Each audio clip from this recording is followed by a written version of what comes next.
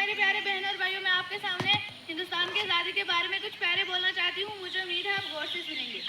आखिर नाइंसाफ़ी का दौर कब तक चलता? एक दिन गरीब बेजुबान हिंदुस्तानी भी भड़क उठे। इनकी खुददारी जाग उठी। इनमें बेहद बर्दाश्त थी, लेकिन इससे भी इनकी हद होती है। जानवर पर भी इतने जुल्म किए जाएं तो वो भी गुस्से में भर कर हमला कर देता है।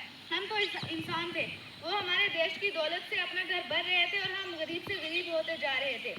इंतजार की जो आग अंदर ही अंदर सुलग रही थी, वो 1857 में भड़क उठी। बहुत से राजा और नवाब गैर मुल्की इक़्तिदार के खिलाफ उठ खड़े हुए।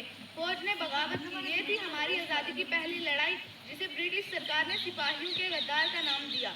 इसमें हमें कामयाबी नहीं मिली, क्योंकि जैसा कि हमने पहले कहा था, हम लोगों में भी इत्तेहाद नहीं था। हम लोग भी कौमी जज्बा नहीं थे। हम लोग वतन से मोहब्बत नहीं करते थे। आपसी फूट और नाइतफाकी के सबब इस लड़ाई में हम हार गए।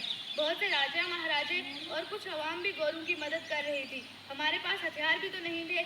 ऐसी हालत में हम कैसे जीत सकते थे? ब्रिटिश पार्लियामेंट ने कंपनी की हुकूमत खत्म करके अब मुल्क पर बराह रास्त अपना कब्जा कर लिया। इस लड़ाई में उन्होंने बड़े बड़े जुल्म किए, जिनको उन्होंने बागी ठहराया।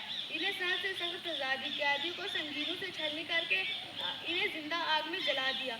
हमें खुश करने को उन्होंने कुछ अच्छी बातें भी की, अच्छे वादे भी किए। उन्होंने कहा कि जैसे कि किसी शख्स की मजहबी अकायद में दखल नहीं दिया जाएगा।